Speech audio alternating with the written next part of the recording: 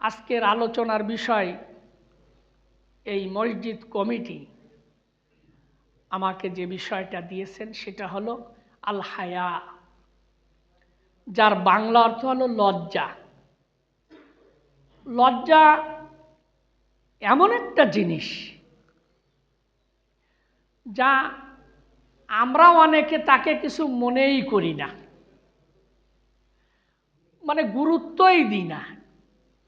আমরা যে সকল বিষয়ের উপরে গুরুত্ব দেই সাধারণত তার মধ্যে লজ্জা পড়ে না, কিন্তু আমি জানতাম কম বেশি লজ্জা একটা বিরাট জিনিস। যার লজ্জা নাই, আমার তাহকিক মোতাবেক সম্ভবত সে জান্নাতে যাবে না। যার লজ্জা নেই তার ইবাদত নাই। আপনার আলোচনার ভিতরে শুনতে পারবেন ইনশাআল্লাহ।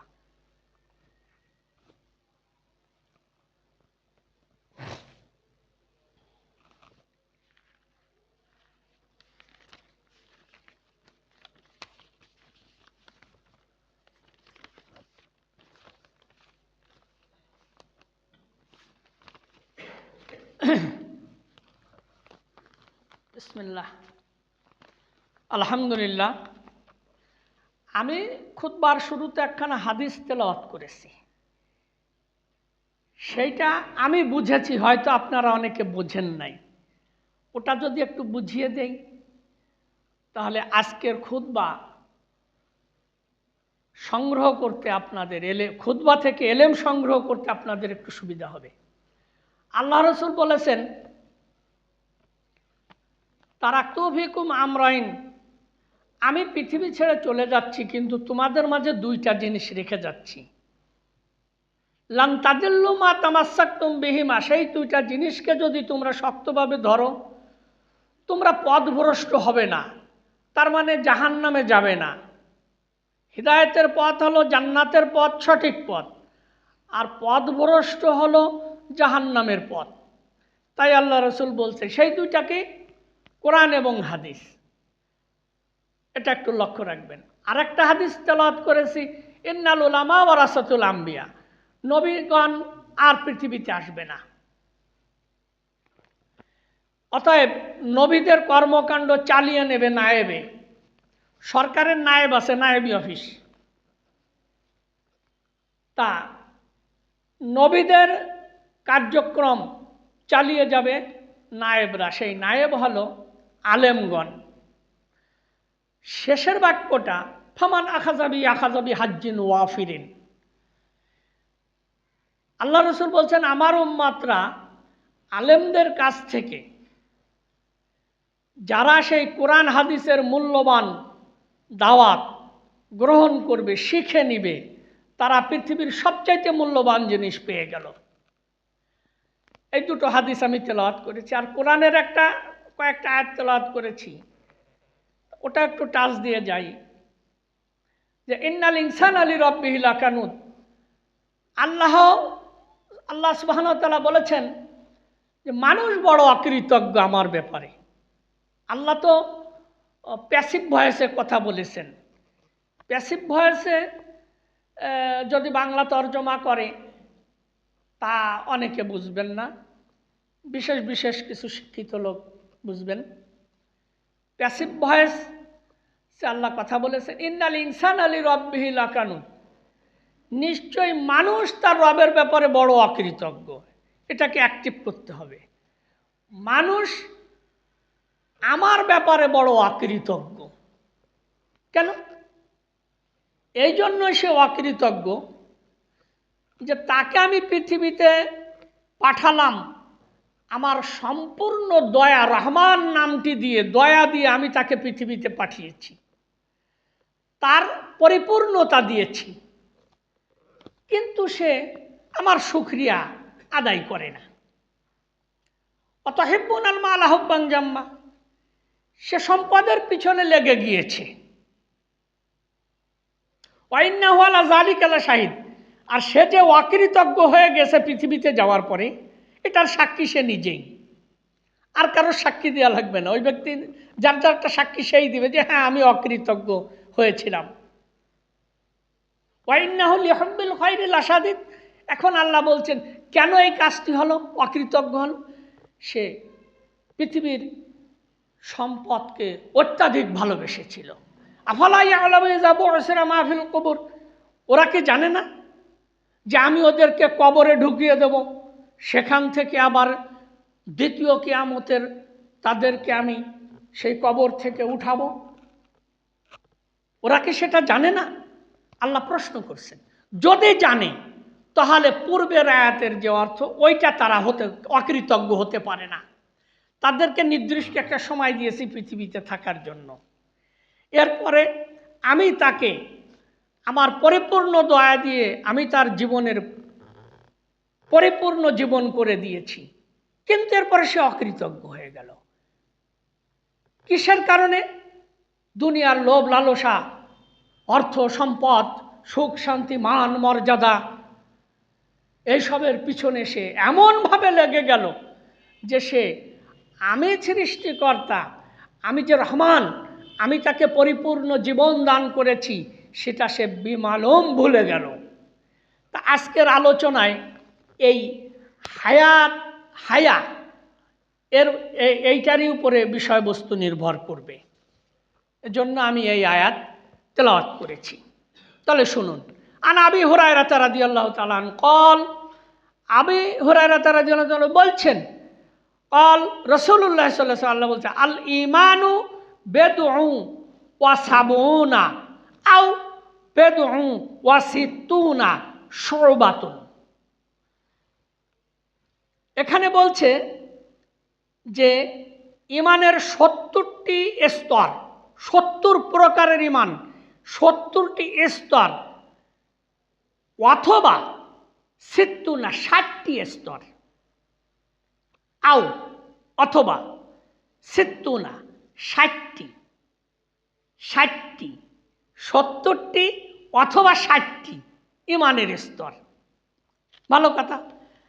তা 60টি হোক আর 70টি হোক, ওর প্রথমটা হলো আফজালুহা, ওই 60টি বা 70টি সর্বপ্রথমটি হলো ক্বালু লা ইলাহা ইল্লাল্লাহ। অন্তরে বিশ্বাস রেখে জিহ্বা এবং ঠোঁট নাড়িয়ে আওয়াজের মধ্যে বলা লা ইলাহা ইল্লাল্লাহ, এই কথা জবানে স্বীকার করা, অন্তরে বিশ্বাস রেখে, আলো ইমানের 1 নম্বর। এখন একটু এখানে বলে যাই, লা ইলাহা ইল্লাল্লাহ, এই লাতে যে আমি একটা টান দিলাম, এই টানটা কেউ দেয় না। এখানে 4 আলিফ, মদ্দে লাজেম কলমি মুসাক্কাল, দুটি শব্দের মাঝে দ্বিতীয় শব্দে যদি হামজা থাকে তাহলে ওখানে 4 আলিফ মদ্দে টান হয়, মদ্দে লাজেম কলমি মুসাক্কাল বলে তাকে। অতএব লা ইলাহা, লা স্বাভাবিকভাবে আপনি 4 আলিফ না টানলেও অন্তত 1 আলিফের থেকে একটু বাড়তে হবে। অনেক জায়গায় এইখানে লাগায়, দেখবেন ওখানে ওই লার উপরে একটা 4 আলিফের চিহ্ন দেওয়া আছে, ওই এই বেবি স্ট্যান্ড মসজিদে আছে, দেখবেন লা ইলাহা ইল্লাল্লাহ। এখন একটা জিনিস শিখায় যাব, আমি চেষ্টা করব যে পারবেন, আল্লাহ যারে বুঝার জ্ঞান দান করেছেন। লা ইলাহুন আসলে ছিল ইলাহুন। ইলাহুন মানে হলো মাবুদ, মাবুদ আরবি শব্দ, ইলাহুন আরবি শব্দ। এই দুটোর বাংলা হলো ইবাদতের মালিক, উপাস্যক। কঠিন বাংলা হলো উপাস্যক। উপাস্যক মানে হলো যিনি ইবাদতের মালিক। তাহলে লা এখানে কেন টান হলো? টানের তো একটা কারণ হবে, ওয়াজাথা তো টানে না। এই কাউকে যদি সাবধান করা হয়, মা বাপ বাচ্চাদের সাবধান করে তোলে, এই এই এরকম তো বলেন, এই তার মানে ওর দৃষ্টি আকর্ষণ করে যে আমি এমন কিছু বলবো যার পূর্বে আওয়াজটা লম্বা হয়েছে, লা ইলাহা। তাহলে এখন এখানে ছিল লা ইলাহুন, ইবাদতের মালিক নাই, লা ইলাহুন ইল্লাল্লাহ, ইবাদতের মালিক নাই এক আল্লাহ ছাড়া। এখন ওই ইলাহা হলো কেন, ওকে বলে লাইনহি জেন্স, আরবি গ্রামার। ওই লাইনহি জেন্স হলে ওটা ওই পেশ বা জের বাদ দিয়ে ওটার উপরে জবর হয়ে যায়, তাহলে ইলাহা, লা ইলাহা, নাই কোনো ইবাদত, কোনো কিন্তু নাই, লা মানে নাই, ইলাহা মানে ইবাদতের মালিক, কোনো বাংলাটা যে বললাম এর কোনো শব্দ এখানে আরবি নেই, এটা গ্রামারের কারণে আসছে। লা ইলাহা, নাই কোনো ইবাদতের মালিক, নাই কোনো ইবাদতের মালিক, লা কি যেন একটা সিগন্যাল আসতেছে, এই জন্য টান লম্বা, লা ইলাহা, নাই কোনো ইবাদতের মালিক। আমি অনেক আলেমকে শুনেছি ওরা বলে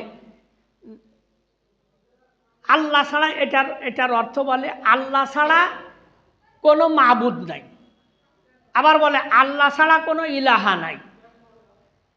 আমার খুব খারাপ লাগে, হাজার হাজার শত শত মানুষ সেই মাহফিলি থাকে, তা বলে না যে ভাই হুজুর এই ইলাহা আর মাবুদ আমরা তো এই দুটো কোনোটাই বুঝলাম না, এটা এটা কোন শব্দ?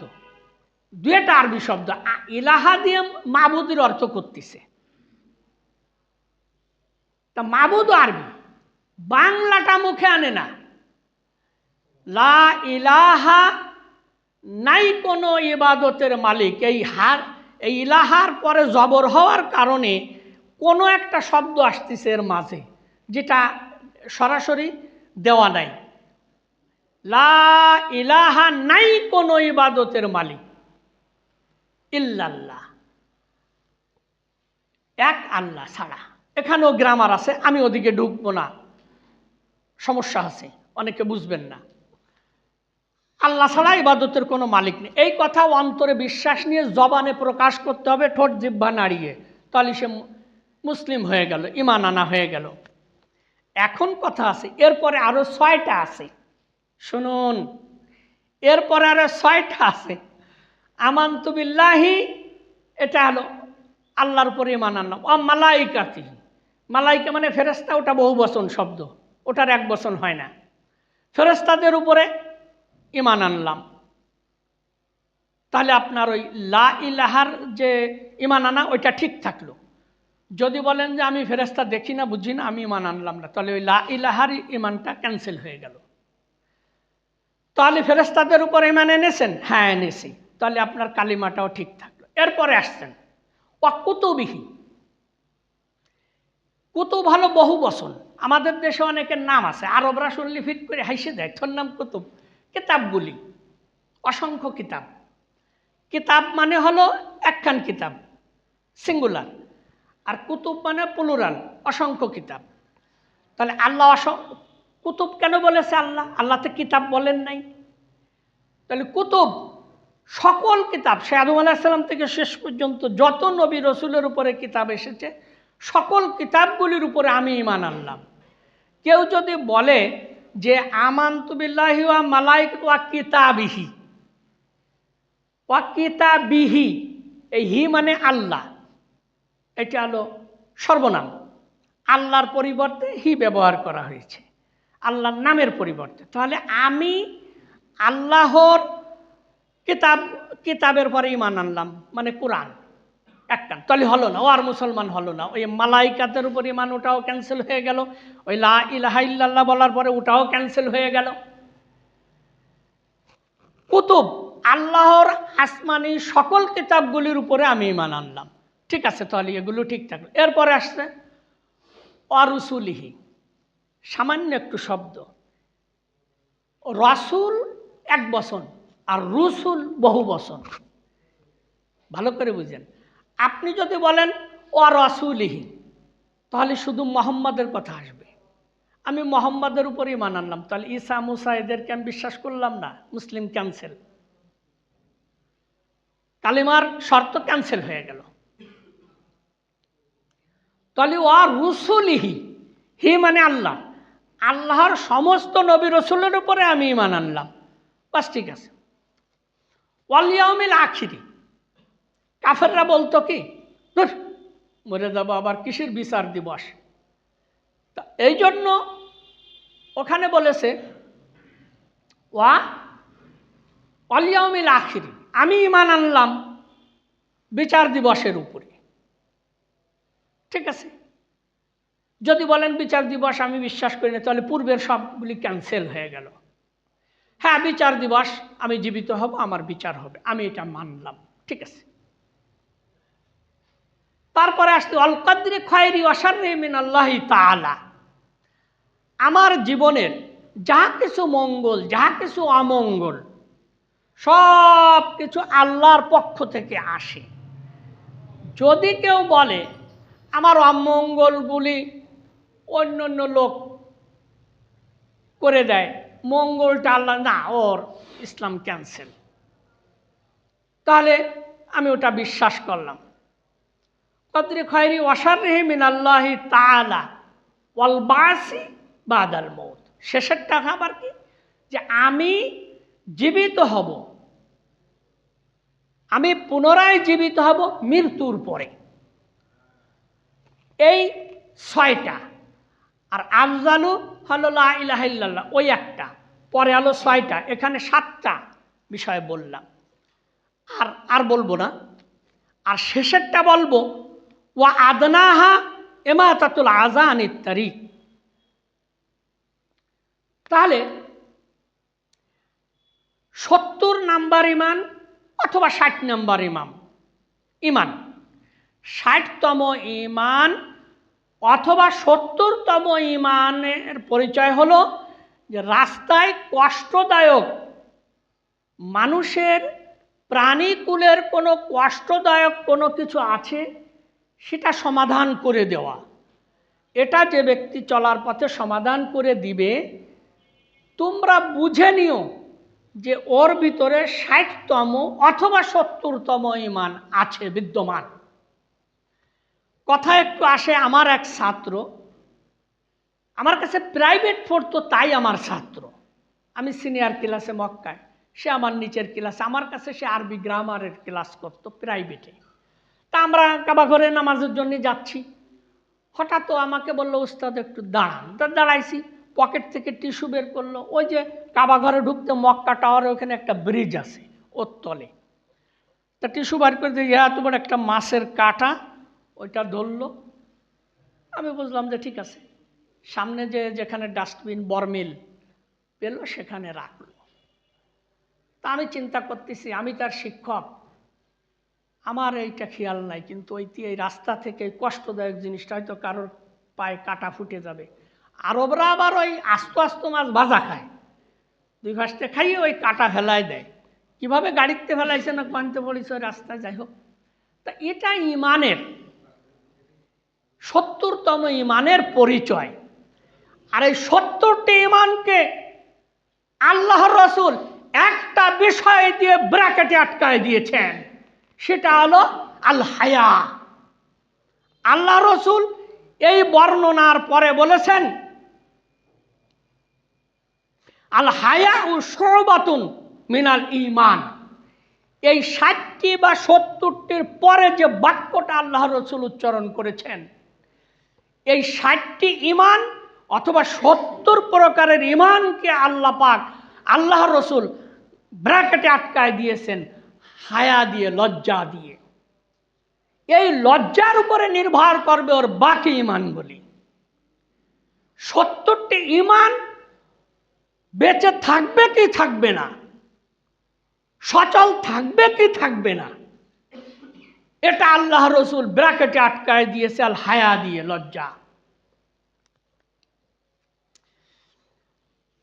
আপনারা জানেন তাকওয়া, ঈমান, লজ্জা। ঈমান, তাকওয়া, লজ্জা, তিনটে একই সূত্রে গাঁথা। যার তাকওয়া নাই তার ঈমান নাই, তার লজ্জা নাই।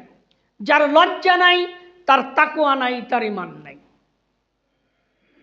আর এই তিনটের জিনিসকে একটা বিষয় ব্র্যাকেট দিয়ে আটকায় দিয়েছি, সেটা হলো ইজ্জত। ইন্নাল ইজ্জাতা লিল্লাহি জামিয়া। সবটুকু ইজ্জতের একক মালিক আল্লাহ। আল্লাহ যাকে ইজ্জত দেন সেই ইজ্জত পায়। আল্লাহ যাকে বেইজ্জতি করেন তাকে রক্ষা করার কেউ নাই। তাহলে তাকওয়া, ইয়া আইয়ুহাল্লাযিনা আমানু, কোরআনে কারিমে আল্লাহ বলছেন ইত্তাকুল্লাহ। হে ঈমানদারগণ, তোমরা কি ঈমান এনেছো? তাহলে হ্যাঁ আমরা ঈমান এনেছি, তাহলে ইত্তাকুল্লাহ। ওই যে প্যাসিভ ভয়েসে কই নাই যে আমাকে ভয় পাও, আল্লাহকে ভয় পাও, প্যাসিভ ভয়েস। ইত্তাকুল্লাহ, আল্লাহ ভীরুতা অর্জন করো, আল্লাহকে ভয় করো। ওয়াবতাগু ইলাইহিল ওয়াসিলা, এরপরে তুমি পথ খোঁজো কিভাবে তুমি আমাকে সন্তুষ্ট করবে। তাহলে এখানে কি পেলাম? ঈমানদারদেরকে বলছে, যারা ঈমান আনে নাই তাদেরকে তাকওয়া অর্জন করতে বলা হয়নি। যারা ঈমান এনেছে তাদেরকে বলা হয়েছে তুমি তাকওয়া অর্জন করো। ও যদি বলে আমি তাকওয়া নাই আমার, তাহলে ঈমান দরকার নাই, ঈমান ক্যান্সেল। তাকওয়া মানে আল্লাহর ভয়, আল্লাহ ভীরুতা, আল্লাহর ভয়। যদি কেউ বলে যে আমি আল্লাহকে ভয় করি না, তাহলে ঈমান থাকবে না। তুমি ঈমান এনেছো, তাহলে তাকওয়া অর্জন করো। তুমি তাকওয়া অর্জন করেছো, এবার পথ খোঁজো তুমি কিভাবে তোমার রবকে সন্তুষ্ট করবে। কারণ মা মিন আহাদিন ইয়াদখুলু আমালিহুল জান্নাহ, আমার এমন কোনো ব্যক্তি নাই যে আল্লাহকে সন্তুষ্ট না করে আমল করে আমলের বিনিময়ে সে জান্নাতে যাবে। মা মিন আহাদিন ইয়াদখুলু আমালুহুল জান্নাহ, এমন কোন লোক নাই যে আমলের বিনিময়ে জান্নাতে যাবে, ইল্লা বিরিদাল্লাহ, আল্লাহকে সন্তুষ্ট না করে। লাম ইউরিদুল্লাহু আহাদুন বিগাইরি ইবাদা, এমন কেউ নাই যে আল্লাহর হুকুম পালন করে ইবাদত না করে সে আল্লাহকে সন্তুষ্ট করতে পারে। তাহলে কথাটা একটু প্যাচ পড়ে গেল না?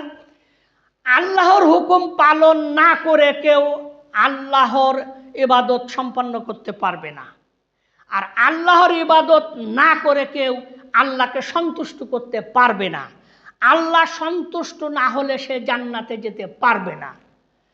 তাহলে হে ঈমানদারগণ, আল্লাহকে ভয় করো আর তাকওয়া অর্জন করো আর পথ অনুসন্ধান করো। ওয়াবতাগু, খুঁজো, ইলাইহিল ওয়াসিলা, তুমি সেই মানে আল্লাহ, আল্লাহর কাছে পৌঁছানোর পথ অনুসন্ধান করো।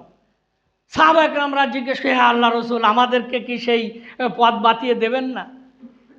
পথ হলো তাওয়াসসুলুল মাশরু খামসাতু, সেই পথ হলো 5 প্রকার। আল ঈমান, ঈমানের ওসিলা।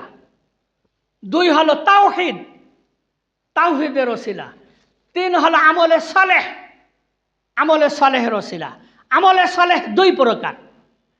আল্লাহ বলছে সুদ খেও না, আমি এই জন্য সুদ খেলাম না, এটা আমলে সালেহ। আল্লাহ বলছে সালাত আদায় করো, আমি সালাত আদায় করলাম, এটা আমলে সালেহ। আল্লাহ যেটা করতে নিষেধ করেছেন সেটা থেকে যদি তুমি বিরত থাকো সেটাও নেক আমল, আর আল্লাহ যেটা করতে বলেছেন সেটা যদি করো সেটাও নেক আমল। তাহলে আমলে সালেহ।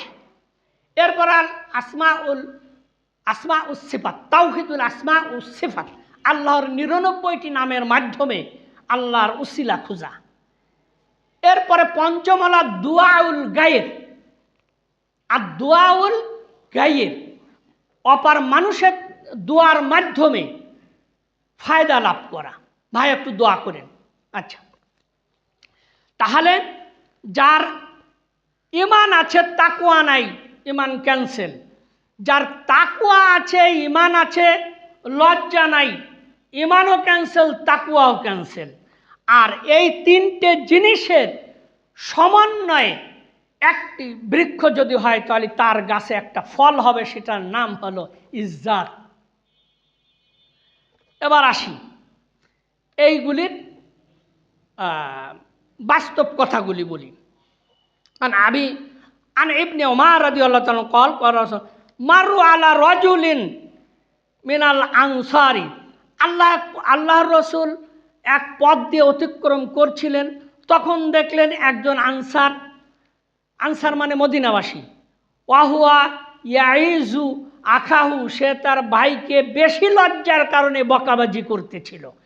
ফিল হায়াই, তার লজ্জা বেশি, সে ঠগিয়ে আসে, যে কোনো জায়গা যায়, উচিত কথা বলতে পারে না, সঠিক কথাটা বলতে পারে না, তার লজ্জা এত বেশি। তখন তার ভাই তাকে বকাঝকা করতেছে, তোর কেন এত লজ্জা? কিন্তু ওই সময় মাররু, ওই পথ অতিক্রম করছিলেন আল্লাহর রাসূল, ওটা শুনলেন। ফাকালা, বললেন রাসূলুল্লাহ সাল্লাল্লাহু আলাইহি ওয়াসাল্লাম, দাহু, ওকে ছেড়ে দাও। ফাইন্নাল হায়া মিনাল ঈমান, কেননা লজ্জা হলো ঈমান, অতএব সেটা যদি তার কাছে বেশিই থাকে তা তুমি তাকে ছেড়ে দাও, তাকে ধমক দিও না। উসমান রাদিয়াল্লাহু তাআলা আনহু এত লজ্জা ছিলেন যে নাভির নিচেই তাকান নাই নিজের। তার লজ্জা থেকে তার সাথে যে সকল ফেরেশতারা থাকতো, আমাদের কাছেও সেই সব ফেরেশতা আছে, ফেরেশতারাই লজ্জা পাত। এত লজ্জা উসমানের। এখান থেকে আমাদের শেখার কি আছে? তারপরে মুত্তাফাকুন আলাইহি, বুখারী এবং মুসলিম শরীফ, ওয়ান ইমরান ইবনে হুসাইন রাদিয়াল্লাহু তাআলা قال قال রাসূলুল্লাহ আল হায়াউ লা ইয়াতি ইল্লা বিখাইর। হায়া হলো এমন একটা জিনিস, তার দ্বারা যে জিনিসটা লাভ করা যায়, তার দ্বারা কোনো কিছু, আরবি ভাষা একটু এরকম, কোনো কিছু লাভ করা যায় না। যা কিছু লাভ করা যায়, কোনো কিছু লাভ করা যায় না, যে জিনিসটা লাভ করা যায় সেটা হলো মঙ্গল, উন্নয়ন, দুনিয়া এবং আখেরাতের মঙ্গল লাভ করা যায়। আল হায়াউ কুল্লুহু খাইরুন, মুসলিম, যে হায়া লজ্জা হলো সবটুকু দুনিয়া এবং আখেরাতের জন্য মঙ্গলময় জিনিস। ওয়ান আবি সাইদিন খুদরি রাদিয়াল্লাহু তাআলা قال قال রাসূল আশাদ্দু হায়া মিনাল আজরাই ফি খিদরিহা। আল্লাহর রাসূলের লজ্জা এত কঠিন, আসাধ্য মানে কঠিন, এত কঠিন লজ্জা ছিল যে সমস্ত মেয়েরা ছোট, সবেমাত্র তারা সাবালিকা হচ্ছে, তখন দেহর গঠন পরিবর্তন হয়। তাও এতদিন চাচা মামাদের সাথে, আব্বা মার সাথে ছোটাছুটি করত, দৌড়াদৌড়ি করত, এখন তার দেহর গঠনের একটা পরিবর্তন হচ্ছে। সে চিন্তা করে, হায় হায় এটা কি? তখন সে লজ্জা পায়, মানুষের কাছে যেতে চায় না। মামার কোলে শুয়ে থাকতো, এখন মামার কাছে যায় না, মামা ডাকলেও যায় না, চাচা ডাকলেও যায় না, আব্বা ডাকলেও যায় না। কেন যায় না? তার দেহটা এই 9-10 বছর যে আকৃতিতে ছিল, এখন সেই আকৃতির একটা পরিবর্তন ঘটিতেছে। এই পরিবর্তন ঘটার কারণে তার মধ্যে যে লজ্জার সৃষ্টি হয়, সেই লজ্জার কারণে সে পিতামাতার সামনেও যায় না, রুমে দরজা বন্ধ করে সেখানেও সে লজ্জা বোধ করে। তো তখন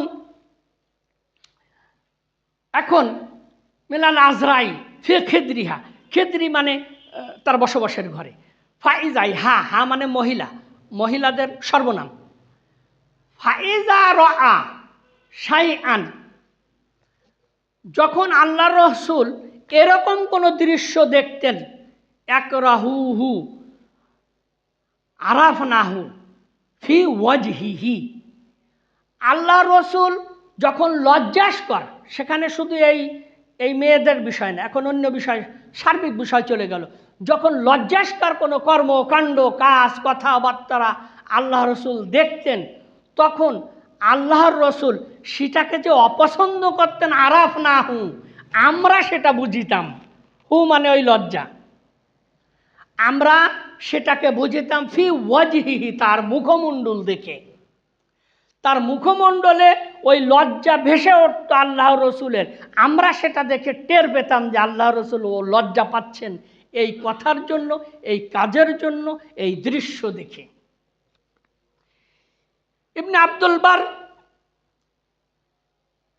আল আসকার, অষ্টম খণ্ড, 281 পৃষ্ঠা। ইবনে আব্দুল বার আল আসকার কিতাবের নাম, অষ্টম খণ্ড 281 নম্বর পৃষ্ঠায় আপনারা দেখবেন, মুআজ ইবনে জাবাল রাদিয়াল্লাহু তাআলা قال, মুআজ ইবনে জাবাল বলছেন, লিকুল্লি দীনিন খুলুকুন, প্রত্যেক ধর্মে একটা আদর্শ আছে, প্রত্যেক ধর্মের মধ্যে একটা আদর্শ আছে। অখুলুকুল ইসলাম হায়া, আর ইসলাম ধর্মের সেই আদর্শ হলো লজ্জা। আপনাদের বোঝার জন্য আমি একটু স্টপ করেছি। প্রত্যেক ধর্মের একটি আদর্শ আছে, আর ইসলাম ধর্মের সেই আদর্শটা হলো হায়া, লজ্জা।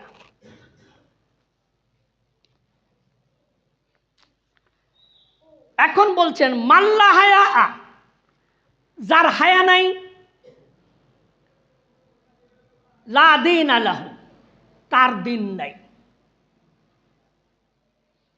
আবার স্টপ হয়েছি ব্রেনটাকে ঠান্ডা করে বুঝে নেওয়ার জন্য। ঝড়ের মতো চলে গেলে ওয়াজ তো 4-5 বক্তা শুনিয়ে পরে তো কিছুই মনে থাকে না, ধীরে স্থির। মাল্লা হায়া আলাহু, যে ব্যক্তির লজ্জা নেই, লা দীন আলাহু, তার ধর্ম নাই।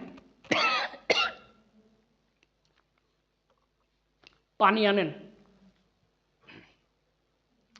লা ইমানা লিমান লা হায়া আলাহু। কেমন কথা? তার ইমান নাই যার হায়া নাই। আমি পূর্বে বলেছিলাম, মুখ খুলে দেন, মুখ খুলে দেন। আমি পূর্বে বলেছিলাম, বিসমিল্লাহ,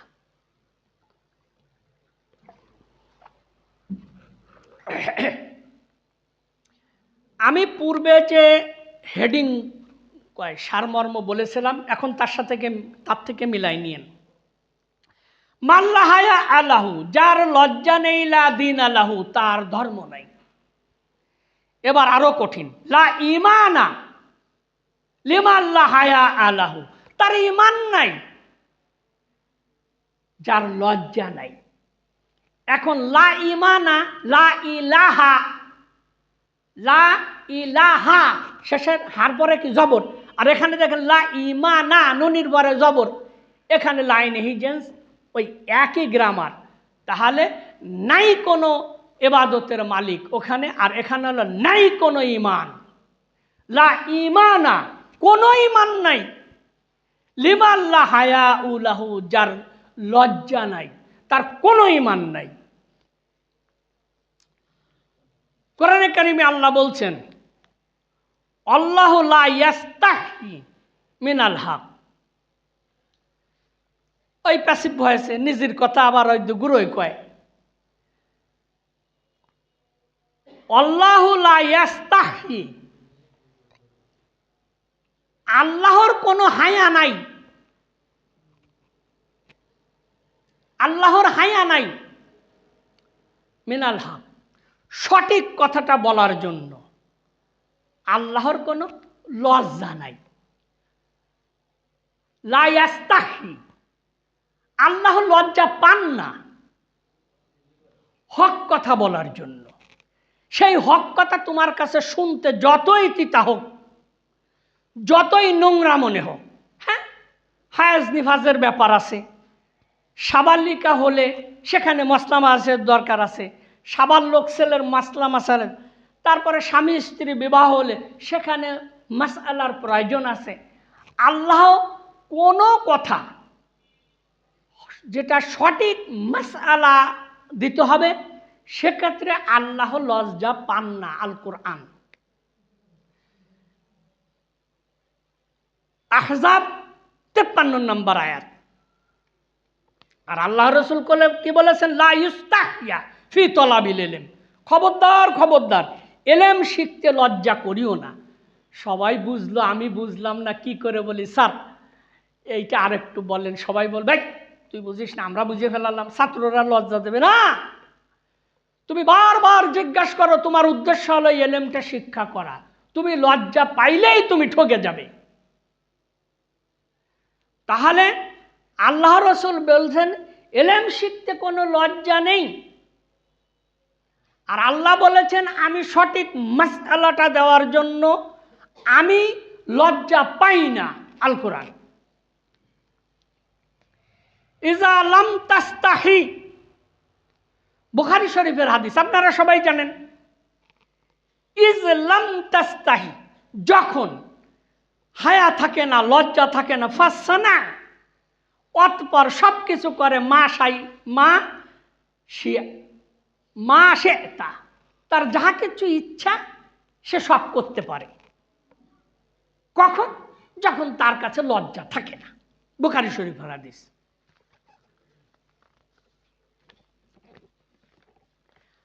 আজ একটা জিনিস দেখেন, কত বড় গুরুত্বপূর্ণ কথা।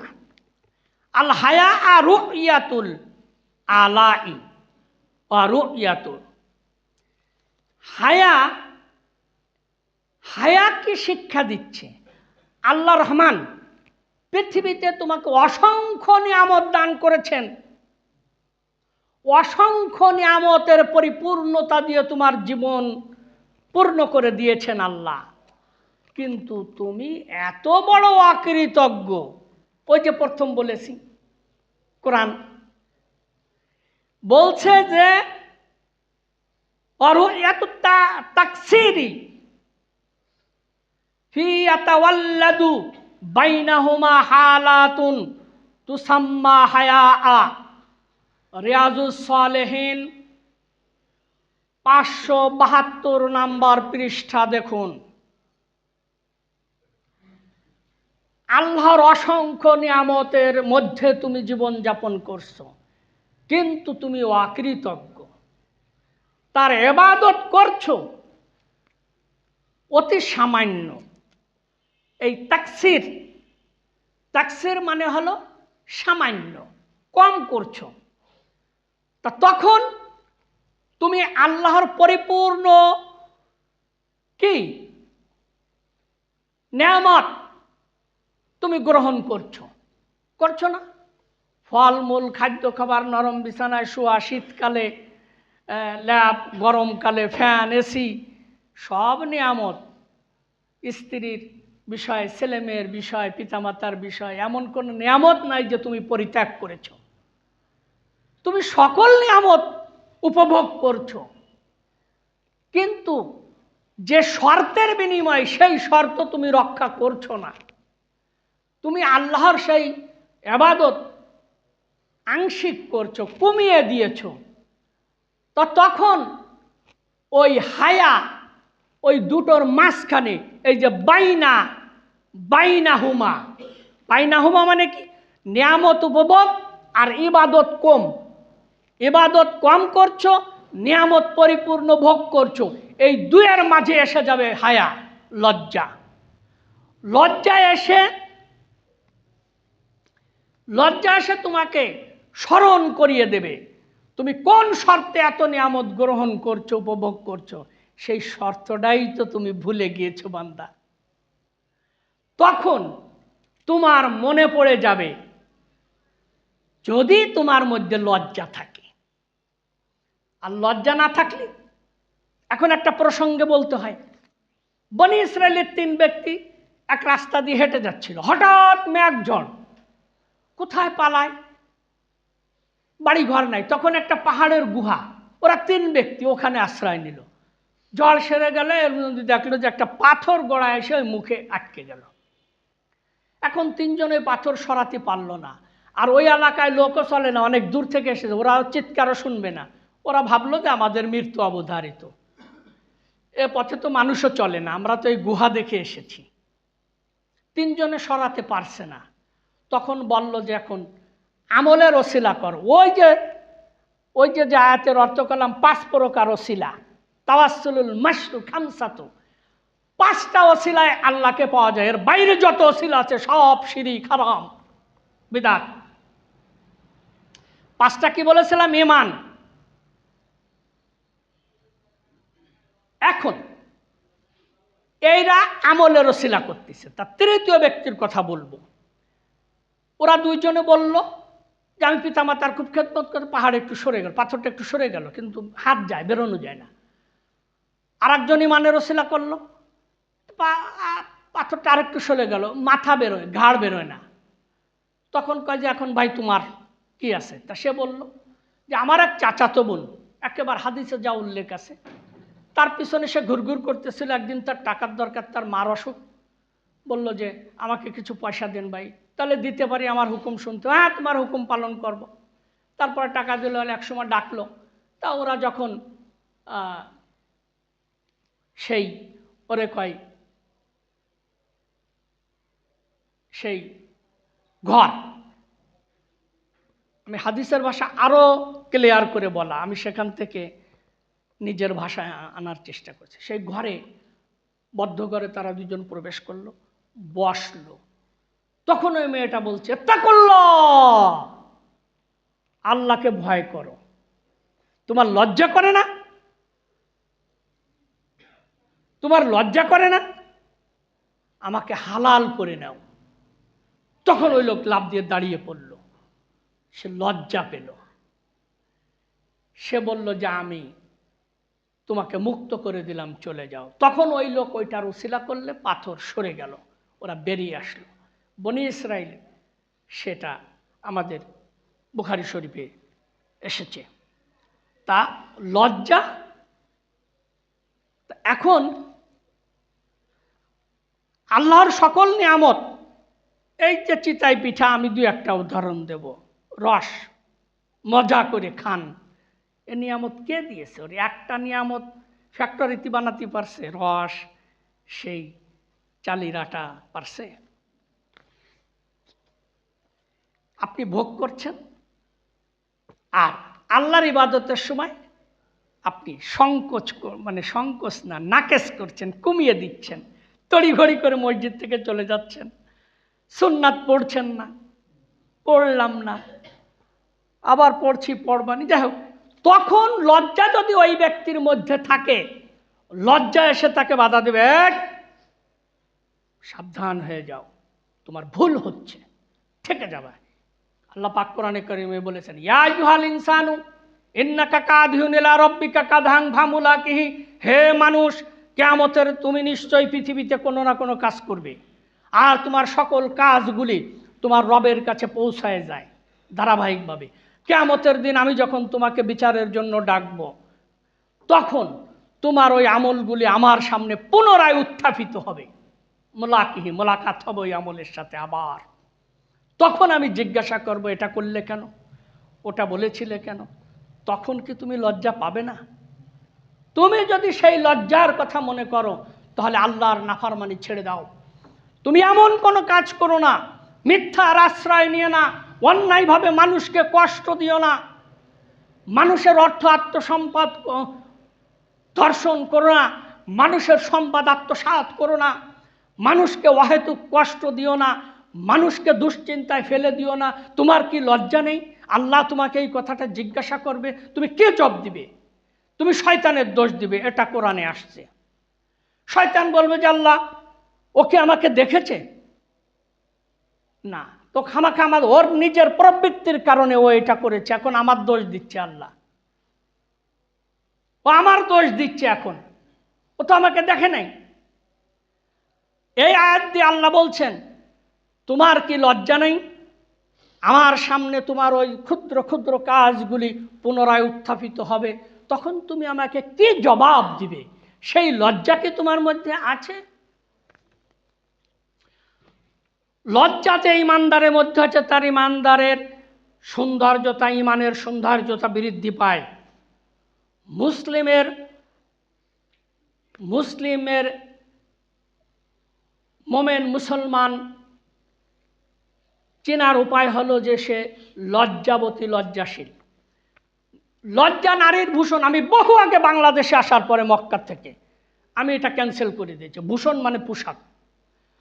লজ্জা নারীর ভূষণ। তাহলে পুরুষরাও লঙ্ঘ হয়ে রাস্তা দিয়ে হাঁটেন, একটা জাঙ্গে পরে মসজিদে চলে আসেন, ওয়াজে চলে যান, মিটিংয়ে চলে যান। এই প্রবাদ যে বলেছে সে মূর্খ। এই প্রবাদ যে বলেছে সে একজন মূর্খ লোক। আমি অনেক আগে ক্যান্সেল। লজ্জা মানুষের ভূষণ। লজ্জা নারী পুরুষ আলাদা করা যায়। লজ্জা মানুষের ভূষণ। যার লজ্জা যত বেশি তার ঈমান তত গাঢ়। লজ্জা জিনা, মিথ্যা মামলা, মিথ্যা সাক্ষী, জমি জাল দলিল, জিনা, ধর্ষণ, অবিচার, মিথ্যা কথা, সমস্ত কিছু থেকে ফিরায় লজ্জায়। যার লজ্জা নেই, ওই যে ঘরের মধ্যে ও যখন বলল যে তোমার লজ্জা নেই, তুমি আল্লাহকে ভয় করো, আমাকে হালাল করো, তখন তো সে তুই থাম, ওসব আমি জানি না, লজ্জা ফজ্জা বুঝি না, শর্ত পূরণ করে। কিন্তু না, সে তা বলে নাই, সে লজ্জাই পেয়েছিল। তার মানে তার ঈমান আছে, তার মানে তার তাকওয়া ছিল, তার মানে তার মধ্যে এটা ছিল যে কিয়ামতে আল্লাহ আমাকে জিজ্ঞেস করবে, বান্দা ওই বাচ্চা মেয়েটাই কথা বলেছিল, তুমি তারপরেও লজ্জা করলে না, লজ্জা ছিল কোথায়? মানুষ যখন জিনা ছিনতাইকারী, ভাই ভাই ভাই আমার এই কটা টাকা নিয়েন না ভাই, কিন্তু ছিনতাইকারীর চোখে কোনো লজ্জা থাকে না, ছিনতাইকারীর অন্তরে কোনো ঈমান থাকে না। ঈমান তখন আকাশের দিকে মেঘের মতো একটু উপরে উঠে ভেসে থাকে। আল্লাহ রসুল বলছেন ছাতা যেমন উপরে থাকে, ঈমান তখন উপরে চলে যায়, তাকওয়া উপরে চলে যায়, লজ্জা উপরে চলে যায়। আরে তুই থাম, আগে দে, কি আছে দে, দর্শন কর ভাই, আমার নষ্ট করেন না ভাই, আরে থাম, লজ্জা নেই। আবার ওই ঘটনার পরে ঈমান আবার তার কাছে ফিরে আসে। মেশকাতে আসে, লজ্জা হয়ে গেছে। লজ্জা নাফরমানি থেকে রক্ষা করে। আল্লাহর সামনে আপনাকে লজ্জা পেতে হবে এই ভয়তে। আর লজ্জা বান্দার বিরুদ্ধে কাজ করতে দেয় না, অন্যায় কাজ করতে দেয় না, যদি তার লজ্জা থাকে। লজ্জা অবশ্যই ঈমান এবং আমলের ব্যাপারে লজ্জা করতে হবে। আর আপনার যখন প্রয়োজন, চেয়ারম্যানের বিরুদ্ধে সাক্ষী দিয়ে কি করে সত্য সাক্ষী লজ্জা না, তোমাকে অবশ্যই তখন লজ্জা করা যাবে না।